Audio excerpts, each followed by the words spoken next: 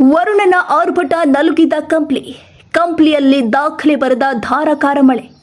ಕಂಪ್ಲಿ ತಾಲೂಕಿನ ಸಣ್ಣಾಪುರ ಗ್ರಾಮದ ಮನೆಗಳಿಗೆ ನುಗ್ಗಿದ ನೀರು. ಸಣ್ಣಾಪುರ ಮುಖ್ಯ ರಸ್ತೆ ನೀರಲ್ಲಿ ಕಣ್ಮರೆ.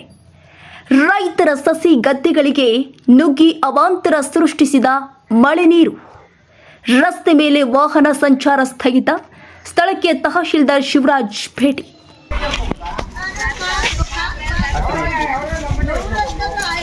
ಎಲ್ಲ ನೋಟ್ ಮಾಡ್ತೀನಿ.